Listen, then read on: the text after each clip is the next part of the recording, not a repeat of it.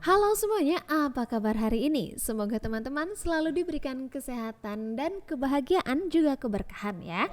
Balik lagi ke video ini untuk membahas hal-hal menarik seputar 3D model dan hal-hal menarik lainnya. Kembali lagi bersama saya untuk ngoceh-ngoceh dari yang bermanfaat hingga yang receh-receh. Setelah kemarin kita membahas sedikit sejarah tentang ATM, yang ternyata ada fakta menarik ya, duluan mana ATM yang digunakan atau dibuat di Amerika atau di Inggris. Kalau di Amerika tahun 1969, ternyata di Inggris sudah menggunakannya dari 1967. Tapi kita kan di Indonesia, jadi kita nggak bahas dong tentang Indonesianya. Jadi kapan sih Indonesia pertama kali menggunakan ATM? ATM pertama kali digunakan di Indonesia pada tahun 1986 oleh Hong Kong Bank dan Bank Niaga. Saat itu, ATM hanya bisa transaksi di satu bank dan menggunakan giro dengan jumlah transaksi yang terbatas. Selama masa pengenalan, nasabah dibantu oleh petugas yang menerangkan tentang penggunaan kartu ATM. Tapi kalau sekarang anak-anak muda pun sudah bisa menggunakan ATM sendiri. Paling kalau nggak paham-paham banget baru tanya satpam ya.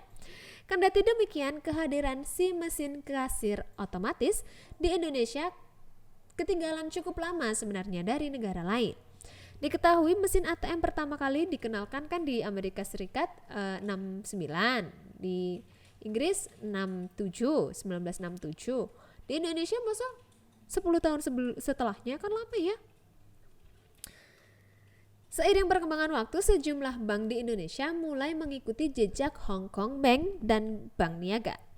Pada dekade 90-an, penggunaan ATM mulai menjadi tren perbankan seiring menjamurnya bank-bank swasta.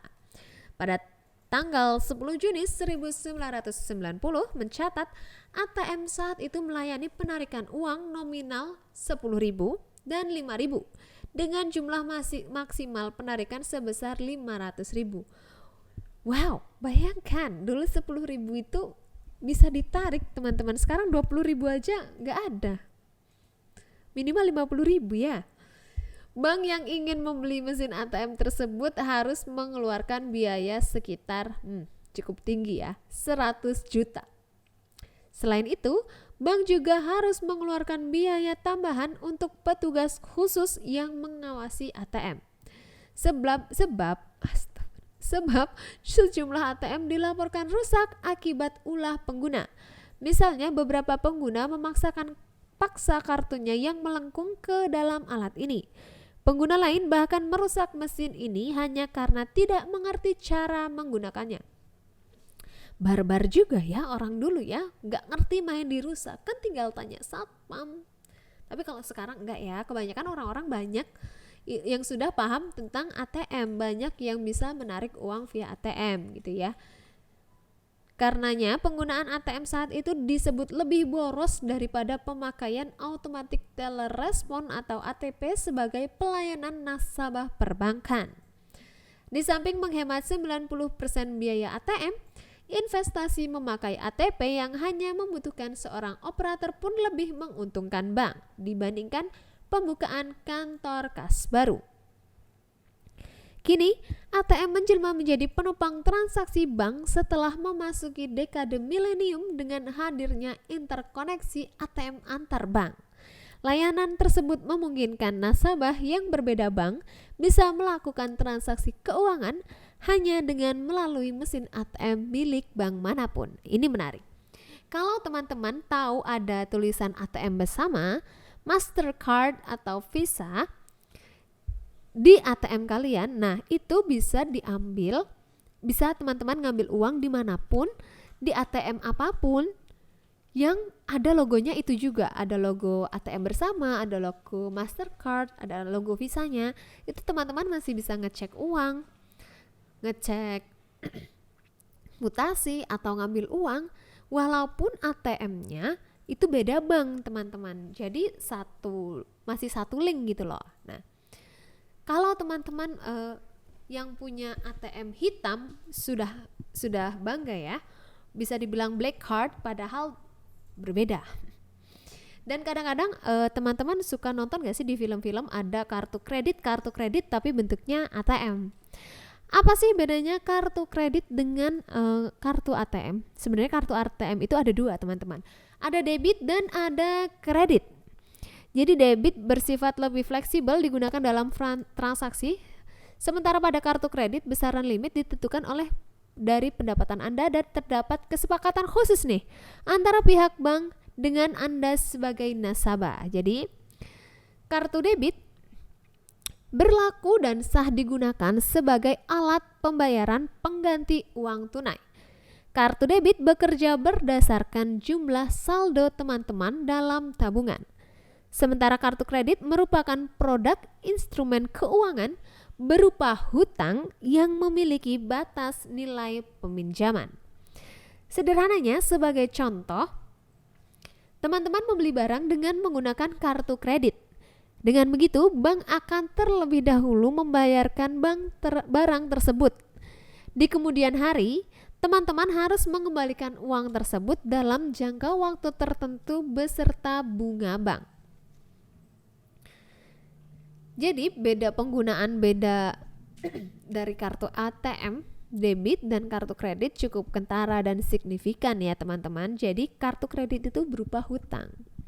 Kalau debit kan teman-teman harus terlebih dahulu menjadi nasabah di bank tersebut, tidak memiliki batasan nominal penggunaan selama saldo tabungan mencukupi. Jadi selama ada duitnya, teman-teman masih bisa gesek aja terus ya. Dan kalau kredit mempunyai batasan nominal angka yang dapat digunakan untuk melakukan transaksi pembayaran. Dan batasannya bergantung pada jenis kartu dan pendapatan teman-teman. Jadi setelah saya pelajari bahwa hanya orang-orang yang punya gaji atau punya uang di batas tertentu, katakanlah misalnya gaji atau uang teman-teman yang didapatkan setiap bulan haruslah 3 juta untuk bisa memiliki kartu kredit seperti itu ya. Karena bank juga tidak mau rugi teman-teman. Kalau seandainya teman-teman sudah dibayarkan barangnya, ternyata uang teman-teman tidak bisa membayar hutang itu, kan bank juga gitu yang rugi kan. Karena bersifat utang, maka teman-teman akan menerima tagihan atas transaksi yang dilakukan. Tanggal tagihan datangnya juga berbeda-beda, tergantung kesepakatan Anda dengan bank. Pembayaran pun bisa dapat dicicil sesuai perhitungan bank ataupun bayar lunas. Jadi misalnya, kalau teman-teman membeli barang dengan nominal yang tinggi, itu bisa dicicil teman-teman. Untuk sebulannya berapa sih gitu. Tapi kalau yang di batas nominal tertentu, teman-teman harus membayarkannya di tanggal sekian yang sudah ditentukan oleh bank. Nah, itulah sedikit perbedaan dari kartu debit dan kartu kredit. Dan di keduanya terdapat biaya admin atau biaya per bulan yang akan dipotong dari saldo teman-teman gitu ya. Jadi jangan kaget kalau saldo teman-teman misalnya 500.000 tinggal 480.000, yaitu biaya admin gitu ya teman-teman. Oke. Sedikit tentang sejarah atau asal-usul ATM dan perbedaan tentang kredit dan debit. Sampai jumpa lagi di video selanjutnya. Jangan lupa untuk like, komen, dan subscribe video ini sebagai bentuk support teman-teman kepada channel ini. Sampai jumpa lagi di video selanjutnya.